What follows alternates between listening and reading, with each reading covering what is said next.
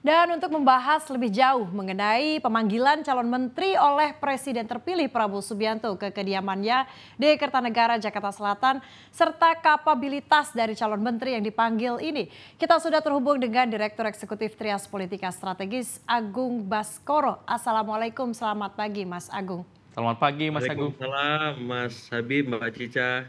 Ya, Pagi semuanya. Pak, ya selamat pagi Mas Agung. Mas Agung, kemarin ini kan Ya, sudah kita lihat ya dari siang sampai malam sejumlah nama tiba di Kertanegara. Nampak sepertinya calon presiden terpilih kita sedang melakukan audisi calon menteri begitu. Ada nama-nama yang memang sudah digadang-gadang muncul sebagai calon menteri Prabowo, namun juga ada nama-nama baru seperti Veronica Tan. Seperti apa komposisinya menurut Mas Agung? ya, kalau saya sederhanakan ini seperti audisi Kertanegara Idol, Mbak Cica, Mas Habib ya. Jadi setiap idol itu punya kriteria, punya kualifikasi, dan kemarin kita bisa melihat dengan cermat bahwa ada menteri yang berlatar belakang partai yang cukup mendominasi, kemudian ada menteri berlatar belakang ormas, ya profesional, kemudian ada juga yang teriris sebagai menteri-menterinya Pak Jokowi, kemudian ada juga menteri yang memang di luar dugaan mengemuka ya, seperti tadi Ibu Veronica Tan, ya, dan eh, tiba-tiba muncul Muhaimin Iskandar juga, itu juga mengagetkan untuk saya pribadi ya, karena biasanya di PKB itu ada konvensi tidak tertulis yang pernah jadi menteri kemungkinannya kecil untuk menjadi menteri kembali seperti itu, tapi ini muncul Cak Imin ya, jadi saya sangat eh, tertarik ya untuk kemudian menggali apakah benar Cak Imin akan dilantik menjadi menteri atau ini sebatas warming up aja untuk mengenalkan kader-kader PKB seperti itu. Nah, di luar itu semua saya kira arahan Pak Prabowo untuk membentuk kabinet Zakon yang selama ini menjadi wacana untuk sementara sudah terwujud ya. Walaupun memang ada banyak arahan lain yang memang perlu dipertimbangkan karena memang jumlah kementeriannya atau nomenklatur baru kementerian menjadi besar.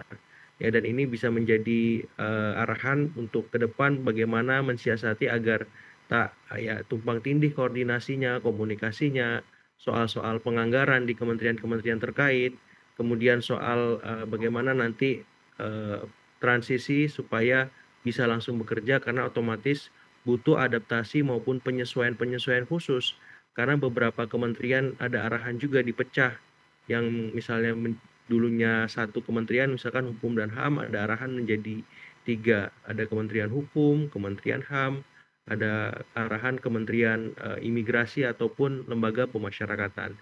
Jadi secara ilustrasinya demikian Mas Habib, Mbak Cica sebagai pengantar seperti itu. Agung, dengan agenda kemarin kita sudah mendapatkan, sudah terungkap nama-nama yang nanti akan terlibat di Kabinet Prabowo Gibran. Nah, berdasarkan dari agenda kemarin, Mas Agung, dari kacamata Anda sebenarnya apa yang menjadi dasar ataupun yang menjadi alasan Prabowo memilih orang-orang tersebut untuk menjadi anggota kabinet mereka? Apakah didasari atas politik atau ada kepentingan profesional atau seperti apa? Ya, kalau misalkan ngambil contoh kasus Kementerian Pendidikan dan Kebudayaan yang dilebur menjadi tiga, kalau tadi saya ambil kasus hukum dan HAM ya, memang ada dua masukan yang tadi sempat dielaborasi Mas Habib ya. Pertama, memang ada persoalan krusial di Kementerian Pendidikan dan Kebudayaan sehingga dipecah menjadi tiga. Kementerian Pendidikan pertama adalah dasar dan menengah, kemudian pendidikan untuk pendidikan tinggi dan riset teknologi, kemudian yang terakhir Kementerian Kebudayaan. Saya kira ada soal masalah tapi juga ada soal akomodasi politik. Karena nama-nama yang muncul ya untuk Kementerian Dasar dan Menengah yang saya dengar ada Pak Abdul Muti ya dari Muhammadiyah, yang memang kita tahu Muhammadiyah merupakan ormas yang concern soal pendidikan ya selain kesehatan. Kemudian untuk pendidikan tinggi ada beberapa nama ya, akademisi kemarin juga sudah dipanggil, ada juga yang belum. Nanti kita lihat siapa kandidat-kandidatnya. Kemudian untuk Kementerian Kebudayaan, kenapa tadi ada arahan secara politik, nalar politik yang mengemuka karena ada Pak Fadlizon yang memang diduga kuat akan menjadi menteri di sana, ya. Jadi penyusunan kabinet ini sedikit banyak bisa mengakomodasi tiga hal. Pertama dimensi politiknya ada, kemudian dimensi teknokratiknya, orang-orang yang paham masalah dan punya jam terbang yang tinggi. Kemudian juga ada yang juga mengakomodasi aspirasi publik, ya, sebagaimana supaya orang-orang terbaik bisa menjadi menteri-menteri pilihan Pak Prabowo. Karena Mhm. harapannya ke depan menteri-menteri yang dipilih tidak menjadi beban bagi pemerintahan Prabowo, Mas Gibran. Seperti itu Mas Habib, Mbak Cica. Namun, Mas Agung, Pak Prabowo sendiri mengatakan bahwa tokoh-tokoh teknokratik yang dipanggil kemarin itu juga merupakan arahan dari salah satu partai politik atau arahan dari parpol, artinya di-endorse juga oleh parpol. Apakah ini bisa dikatakan bahwa memang susunan kabinet mendatang betul-betul orang yang ahli di bidangnya dengan sesuai dengan kapabilitasnya atau hanya untuk memuaskan pihak-pihak tertentu, Mas Agung? Iya, kalau dilihat dari komposisinya saja, saya tadi sempat menghitung singkat, Mhm. ada 16 menteri Pak Jokowi yang dilibatkan kembali dalam penyusunan kabinet per malam tadi, Mbak Cica, Mas Habib ya. Ya. Artinya totali ada 32% dari total 49 nama menteri yang sudah dipanggil. Jumlah yang cukup besar dan nama-nama 16 nama ini saya kira penting dan krusial karena arahan Pak Prabowo Mas Gibran ini kan melanjutkan. Ya, kemudian arahannya juga ingin menyelesaikan banyak masalah-masalah dasar seperti ekonomi dan beberapa nama menteri ekonomi yang dilibatkan dan memang teriris dengan Partai Golkar ataupun Partai Amanat Nasional ataupun Partai Gerindra dan partai-partai lain itu memang orang-orang yang pernah menjadi menteri atau punya pengalaman di bidang tertentu yang khusus untuk mengurusi bidang ekonomi tersebut maupun bidang-bidang lain. Jadi sementara ini saya lihat trennya positif ya, masih dalam konteks jalur yang kita harapkan supaya orang-orang yang terpilih memang orang-orang yang punya rekam jejak. Tapi yang paling jelas itu semua akan bisa kita nilai setelah menteri ini menjabat, apakah itu 100 hari, 6 bulan, 1 tahun. Karena kalau untuk sekarang trennya positif, bagus semua, wajar ya karena baru kita mulai semuanya. Tapi ini kemudian bisa menjadi masukan kepada publik dari sekarang karena mereka belum dilantik, Mbak Cica, Mas Habib, untuk mengkritisi, mengkuliti, menelusuri rekam jejak mereka, ya, masa lalu mereka, kehidupan mereka, apakah inline dengan arahan tanggung jawab mereka ke depan sebagai seorang menteri di bidang tertentu, supaya apa? Agar masyarakat dan publik tidak dirugikan. Dan saya mengapresiasi awak media termasuk Garuda TV terus memonitor ya perkembangan Kertanegara Idol ini supaya apa kita semua bisa terlibat dan berpartisipasi aktif membantu Pak Prabowo seperti itu.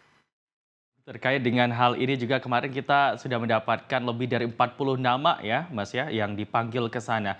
Sebenarnya kalau kita memiliki perspektif dari kepentingan politik, sebenarnya seberapa pengaruh partai politik terhadap nama-nama calon menteri kemarin yang datang ke Kertanegara?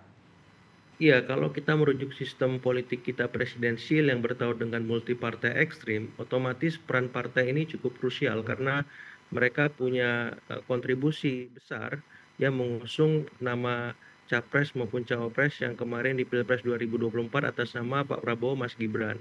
Artinya mereka punya saham politik yang cukup besar untuk memenuhi presidential threshold itu yang 20%.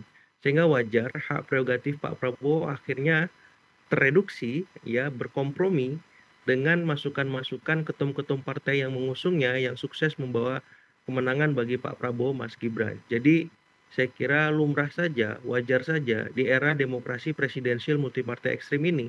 Sehingga zaken kabinet yang menjadi wacana itu memang adalah pengertian dan pendekatannya bagaimana akomodasi politik mengemuka, aspirasi publik terjadi, dan orang-orang ahli ataupun teknokratik itu bisa terlibat dalam satu irama dengan pendekatan politik dan publik tersebut. Sehingga ini yang perlu kita garis bawahi karena seringkali pengertian zaken yang kita bahas adalah zaken di era parlementer.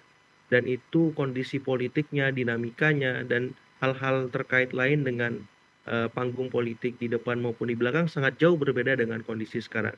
Saya kira formulasi ini untuk sementara win-win solution lah.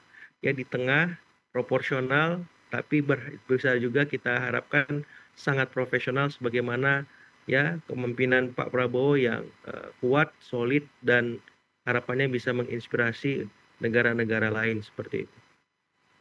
Mas Agung, kemarin kan ada 49 nama yang dipanggil ke Kertanegara ya, Ya. dan dengan isu bahwa kementerian ini akan dilebur ditambah nomenklaturnya. Apakah wajar Mas Agung ini kementerian yang sudah 34 ditambah lagi Ya. yang kabarnya 44 atau berapa nanti yang akan ditetapkan. Apakah ini wajar? Memang se-urgent apa sih penambahan nomenklatur di kementerian saat ini Mas Agung?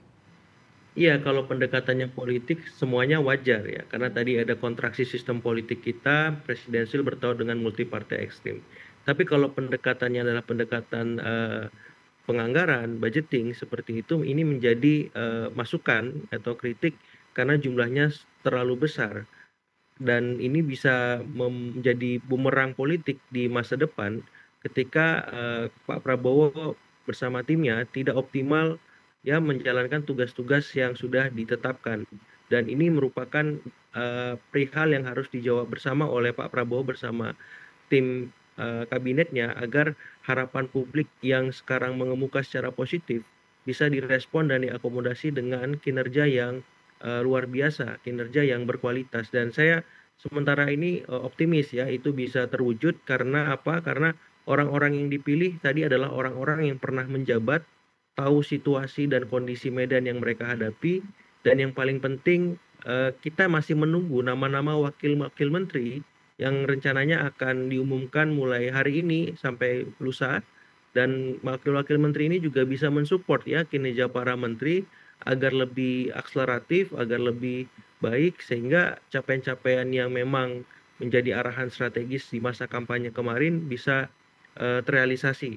Mbak Cica, Mas Habib, seperti itu. Baik, Mas Agung, ini kan ada harapan dan juga possibility ke depannya dengan kepemimpinan Prabowo, hubungan internasional Indonesia dengan negara-negara lain akan semakin baik dan semakin maju seperti itu, Mas Agung. Ya. Kemudian bagaimana anggota-anggota yang mungkin akan dipilih nantinya oleh Prabowo dalam kabinetnya ini dapat mempengaruhi kebijakan luar negeri ataupun hubungan internasional Indonesia dengan negara lain?